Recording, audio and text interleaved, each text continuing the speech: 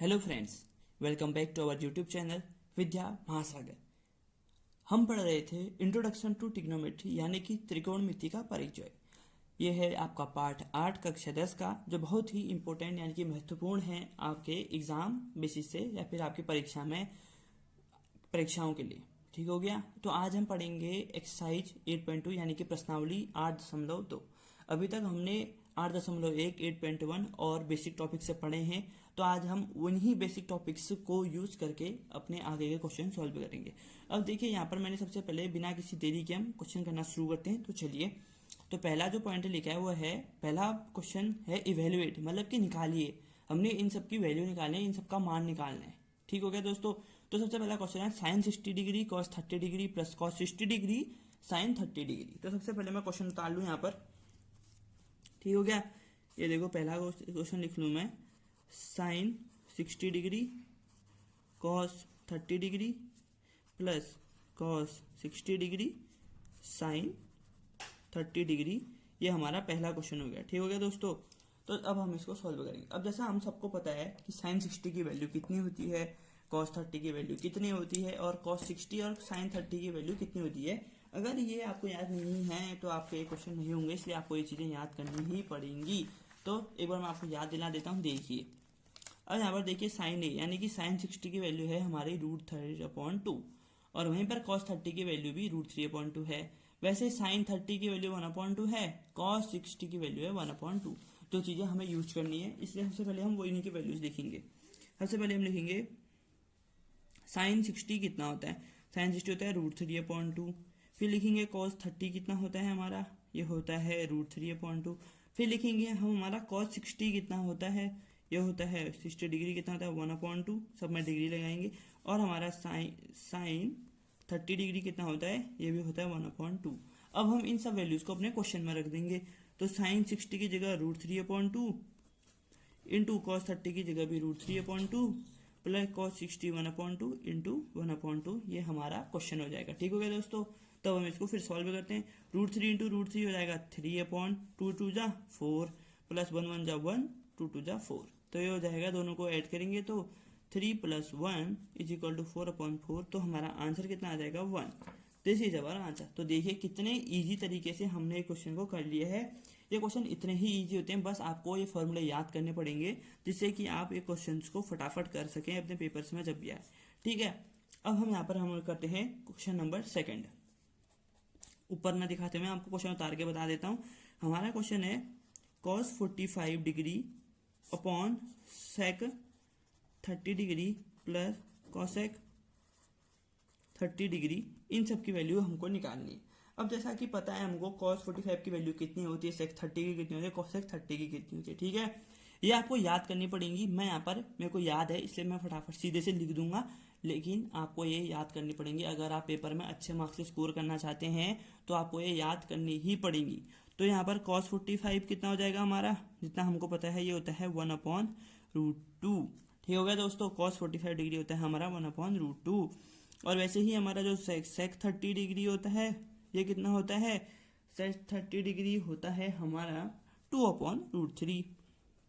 और वैसे ही हमारा cosec 30 डिग्री होता है हमारा 2। ये देखिए, अब हमें हमारे पास सभी चीज़ की वैल्यू है। cos 45 की वैल्यू है, sec 30 की भी वैल्यू है, cosec 30 की भी वैल्यू है। ये देखिए थोड़ा सा, ये देखिए हमारे पास सबकी वैल्यू है। तो अब हम इसको क्वेश्चन में रख देंगे। तो जो हमारा क्वेश्चन था cos 45 यानी कि 1/√2 के पूरे के अपॉन में कितना हो जाएगा 2/√3 प्लस 2। तो फिर अब हम इसको सॉल्व करेंगे। ये हो जाएगा 1/√2। नीचे जब हम इसका करेंगे तो 2 + 2√3/√3।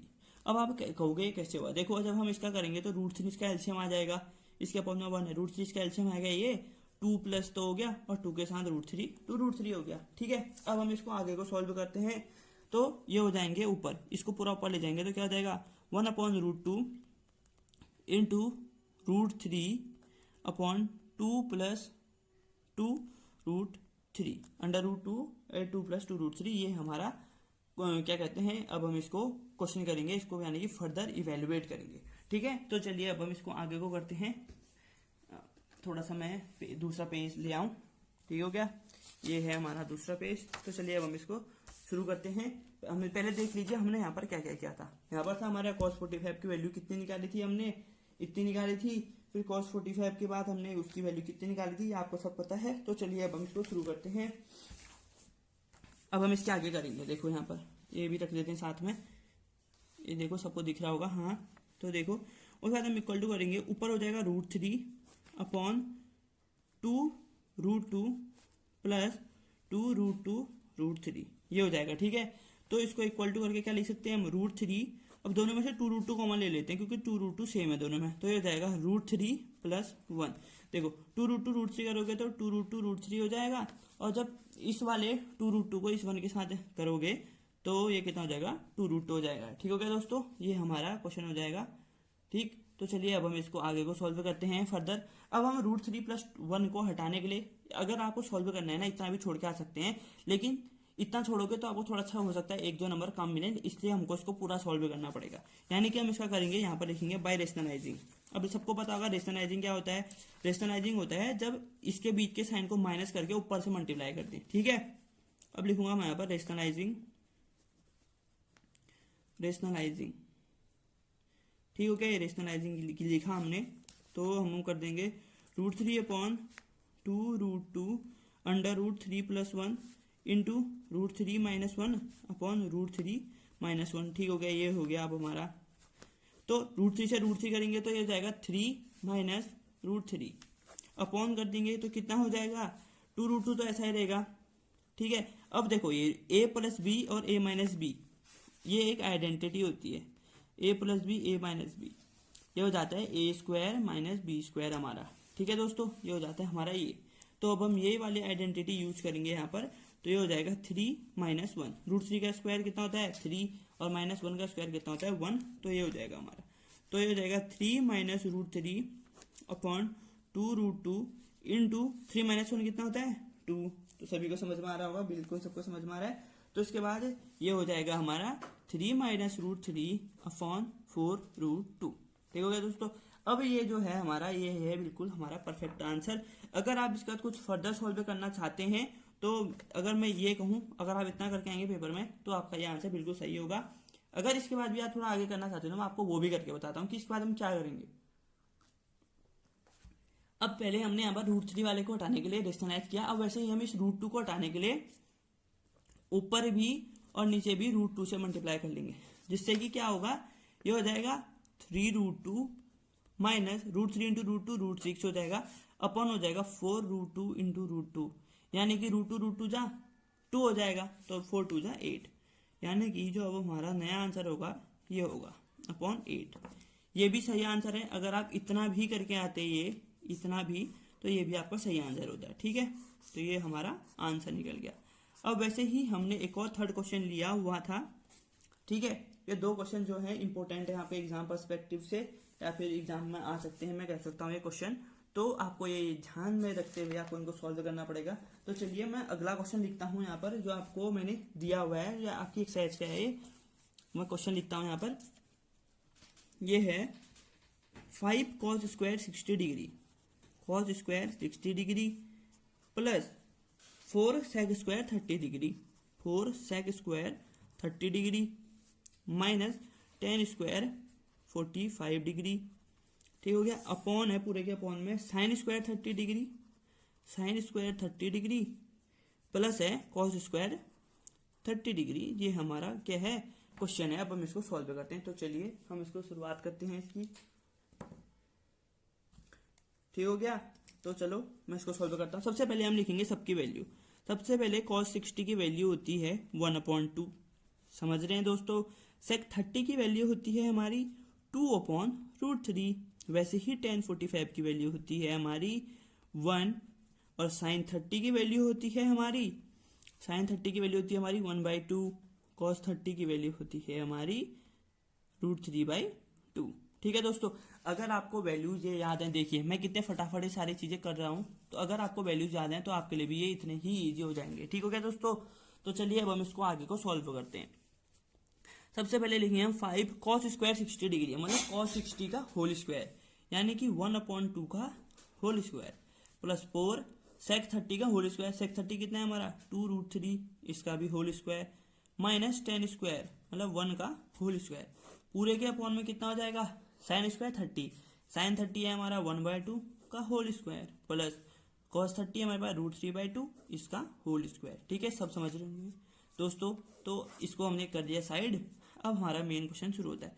5 × 1/4, 1 × 1 1 होगा, इसका होल स्क्वायर 1/4 हो जाएगा प्लस वैसे ही 4 × 2 का 2 जा 4, √3 × √3 ये हमारा √2/√3 का स्क्वायर कितना हो जाएगा 4/3 माइनस 1 का स्क्वायर 1 ही रहेगा, 1 का स्क्वायर 2 तो नहीं होगा क्योंकि 1 × 1 1 होता है। ठीक हो गया दोस्तों।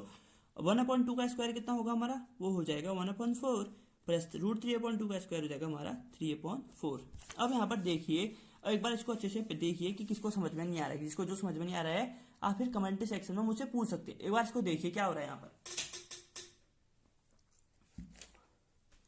तो मैं उम्मीद करता हूँ कि आपने देख लिया होगा। तो चलिए अब हम इसको आगे को सॉल्व करते हैं।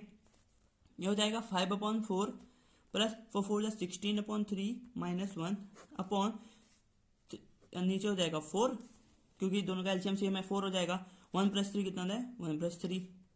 तो अब देखो 1 के अपॉन में 1 है 4 3 सबका एलसीएम अलग अलग है तो ये हो जाएगा 4 और 3 का एलसीएम कितना होता है 12। ठीक है, मैंने आपको एलसीएम निकालना सिखाया था, एलसीएम कैसे निकालते हैं। ठीक हो गया, पहले 4 को लिखोगे 2 × 2 × 1, 1 को पहले लिखना और हो गया 3 का 1 × 3। अब एलसीएम में लिखते हैं कि जो डिजिट सबसे ज्यादा बार है। अब 1 देखो दोनों में 1 एक बार आ रही है तो हम लिखेंगे 1 को सिर्फ एक बार, और वैसे ही 2 2 बार आ रहा है तो हम 2 को 2 बार लिखेंगे, और यहाँ पर 3 एक बार आ तो ये लिखेंगे। तो ये हो जाएगा टोटल इसका एलसीएम कितना हो जाएगा 12। ठीक है, ये आपको मैंने समझाया था तो आपको ये समझ में आया होगा तब।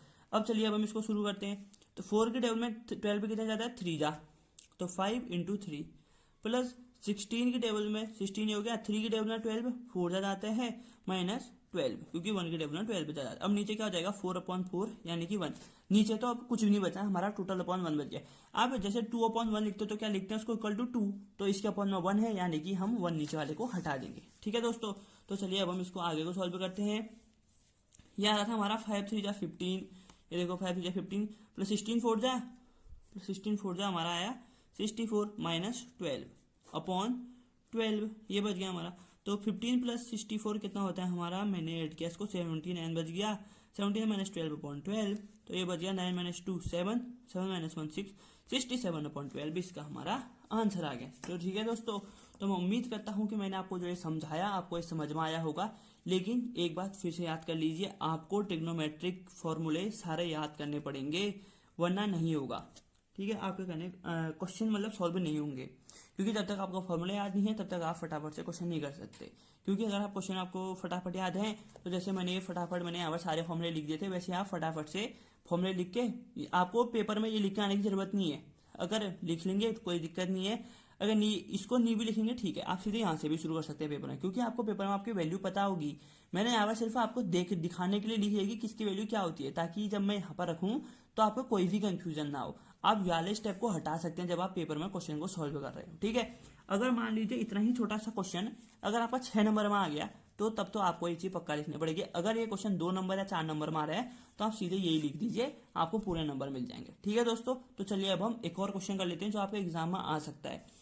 ठीक है, तो अगला क्वेश्चन है हमारा ये, इफ 10a + b = √3, यानी कि यदि 10a + b हमारा √3 है, ये लिख देता हूं मैं, यदि 10a + b हमारा √3 है और 10a - b हमारा 1/√3 है, तो बताइए a और b की वैल्यू क्या होगी, हमको वो ढूंढना है।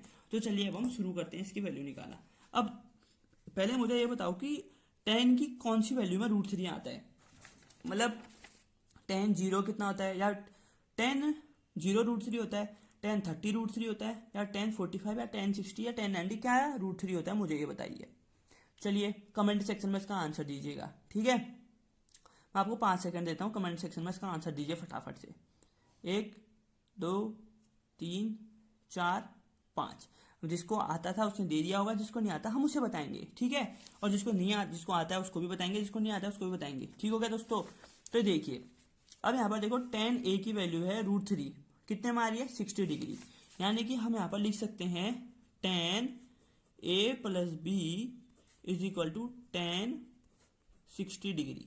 ठीक है, और वैसे ही यहाँ पर लिख सकते हैं हम tan a minus B is equal to, देखो 1/√3 कितने में tan की, ये यानी कि 30 डिग्री, यानी कि tan 30 डिग्री इक्वल टू 1/√3 होता है, तो 1/√3 की जगह tan 30 लिख देंगे। ठीक है दोस्तों, अब आप मेरे से कह रहे यार √3 की जगह पे तूने सिर्फ tan ही क्यों नहीं लिखा, मतलब मैंने सिर्फ tan ही क्यों लिखा, साइन कॉस क्यों नहीं लिखा। अब मैं आपको यहाँ पर दिखाऊं कि इसमें आप इस पूरी टेबल में देख लो, इस पूरी टेबल में देख लो, आपको tan के अलावा √3 की वैल्यू कहीं पर कुछ और दिख रही है तो आप मुझे बता दीजिए, मैं फिर वो कर लूँगा। आप मेरे को बता दीजिए कि √3 की वैल्यू tan 60 में कहीं पर और कहाँ पर है, 60 डिग्री में √3 कहाँ पर है, ठीक है, कहीं पर नहीं है। कॉट वाले में करोगे लेकिन वो कॉट 30 की जगह है, लेकिन हम कॉट नहीं रखेंगे क्योंकि हमको वहाँ पर tan क्वेश्चन में दिया है, तो हम उसके सिमिलर वाली चीज़ें रखते हैं। अब जो tan होता है ना, जब इधर जाता है तो वो tan इनवर्स से tan 60 होता है। ठीक है, उतना हम डीप में नहीं जाएंगे क्योंकि वो आपका बड़ी क्लास वाली बात हो जाएगी, आपको खाली का कंफ्यूजन हो जाएगा। उतना कंफ्यूजन करने से अच्छा आपको सीधे बता दें, जब ऐसा होता है तो हम सीधे लिख सकते हैं a plus B is equal to 60 degree और a minus B is equal to 30 degree. अब इसको मान लो इक्वेशन 2, इसको मान लो इक्वेशन 1। अब क्या करेंगे, देखो अब यहाँ पर आपकी बन गई a plus B 60, a minus B 30। अब यहाँ पर हमने पढ़ा था, हमारा एक चैप्टर था लीनियर इक्वेशन इन 2 वेरिएबल। देखो यहाँ पर 2 वेरिएबल है, ठीक है। अब यहाँ पर आप एलिमिनेशन लगाएं, सब्स्टिट्यूशन लगाएं या फिर क्रॉस मल्टीप्लिकेशन लगाएं, कोई सी भी मेथड लगाएं, यहाँ पर से आप a और b की वैल्यू निकाल सकते हैं। ठीक है, अब तो बहुत ईजी हो गया क्वेश्चन, क्योंकि तभी कहा था मैंने कि आपको कोई सी भी मेथड, एक ना एक मेथड तो अच्छे से सीखनी ही पड़ेगी, क्योंकि वो मेथड इक्वेशन को सॉल्व करने की मेथड आपकी बहुत इंपॉर्टेंट है। वो आप अब कभी पढ़ें या फिर कभी पढ़ें, 11th 12th के बाद भी जब भी आप पढ़ेंगे वो आपको यूज करनी ही करनी पड़ेंगी। ठीक है, तो चलिए अब हम इसमें हम लगाते हैं एलिमिनेशन मेथड। यहाँ पर लिखेंगे हम by elimination method, elimination method. ठीक हो गया दोस्तों, हमारे पास दोनों में है तो हम यहाँ पर लिख देंगे एडिंग इक्वेशन 1 एंड 2। अब कहोगे तुम सीधे ऐड क्यों कर दिया आपने, तो ये देखो a प्लस बी और a माइनस बी, जब हम इन दोनों को ऐड करेंगे तो माइनस बी से प्लस बी कैंसिल हो जाएगा। ठीक है, तो हमारा सिर्फ बचेगा a। तो मैं आपको इसको करके ही दिखा देता हूँ। तो ये देखिए a plus B is equal to 60 degree लिखा। अब हमको करना है इनको ऐड, तो ये हो जाएगा a minus B is equal to 30 degree, या तो फिर आप ऐसे भी लिख सकते हो इसको a plus B plus a minus B is equal to 60 degree plus 30 degree, ऐसे भी लिख सकते हो। बस मैं आपको समझा रहा हूँ, आप कैसे भी कर सकते हो। ठीक है, दोनों इससे करो इससे करो, दोनों तरीके आपके ठीक हैं, आपको जिसमें सही लगता है आप उस तरीके से कर सकते हैं। तो ये b से b कट गया, तो नीचे बच जाएगा 2a is equal to 90 degree, यानी कि जो a है हमारा वो आ गया 45 डिग्री। अब यहाँ से करते हैं आप सेम चीज आता, देखो b से b कट जाता तो 2a is equal to 90 degree आता। अब a को आप उस साइड ले जाते 90/2, तो आपका a वही आता 45 डिग्री। ठीक है, अब आप कह रहे हो यहाँ पर 4 स्टेप हो गए। अगर आप सीधे ऐसा भी कर सकते हैं, सीधे इसके बाद 11 स्टेप लिख सकते हैं। मैंने बस ये आपको समझाने के लिए 11 स्टेप लिखा है। ठीक है, क्वेश्चन में से बहुत सारे स्टेप होते हैं जो मैं आपको सिर्फ समझाने के लिए लिखता हूँ। ठीक है, आज जरूरी नहीं है कि आप उसको पेपर में लिख के आए। तो हमारी a की वैल्यू आ गई 45 डिग्री। अब हमें पता है a प्लस बी 60 डिग्री होता है, लिखेंगे यहाँ पर फ्रॉम इक्वेशन 1 हमारा a प्लस बी है 60 डिग्री। अब और हमारी a की वैल्यू है 45, तो यहाँ पर रख देंगे 45 degree plus b is equal to 60 degree, b बराबर 60 माइनस 45 डिग्री, तो b आ गया, तो है देखो b कितना आ गया हमारा 15 डिग्री। ठीक है, तो हम यहाँ से लिख देंगे, तो a की वैल्यू आई हमारी 45 डिग्री और b की वैल्यू आई 15 डिग्री, तो ये दोनों हमारे क्या हो गए आंसर। ठीक है दोस्तों, आंसर ये 15 16 जैसा हो गया, ये 15 डिग्री हमारा आ गया आंसर। अगर आप कहेंगे कि यार सही है नहीं सही है, तो आप कैसे सकते हैं, मैंने आपको बताया है जो आपकी a और b की वैल्यू आई है आप उनको क्वेश्चन में इक्वेशन 1 में रखो। जब हम 1 में रखा तो a प्लस बी 60 है, a प्लस बी 60 है, a की वैल्यू है आपकी 45 प्लस b आई है 15 बराबर 60, तो 60 बराबर 60 है, इसका मतलब जो आपके आंसर आ रहे हैं वो सही है। अब आप कहोगे दूसरी इक्वेशन में भी रख के बताओ, तो उसमें बता देते हैं। दूसरी इक्वेशन है हमारी a minus B is equal to 30। ठीक है, तो 45 degree minus 15 degree equal to 30, तो ये हो जाएगा 30 डिग्री बराबर 30 डिग्री। अगर ये दोनों बराबर नहीं आ रहे होते तो हम ऐसे कह देंगे जो हमने इक्वेशन करी है इसमें जो वैल्यू आ रही है उसमें कहीं ना कोई कहीं गड़बड़ है। लेकिन जब हमारी इक्वेशन बराबर आ रही है तो हम कहेंगे कि कहीं पर गड़बड़ नहीं है, तो ये थे हमारे मेथड। तो मैंने आपको टेबल दिखा दी है। जिसने मेरी पुरानी वीडियो नहीं देखी है फर्स्ट वाली पार्ट 1 इसका, वो अच्छे से जाके एक बार पार्ट 1 को देखिए, ताकि उसे और अच्छे से समझ में आए कि मैंने ये ट्रिग्नोमेट्रिक वैल्यूज कैसे निकालते हैं। ठीक हो गया दोस्तों? तो आप मिलते हैं आपसे अगली वीडियो में। तब तक के लिए आप अपना ध्यान रखिए, अपने घर वालों का ध्यान रखिए, आसपास सफाई बनाए रखें, 2 गज की दूरी, मास्क है जरूरी, मास्क पहने, अच्छे से पहनिए मास्क।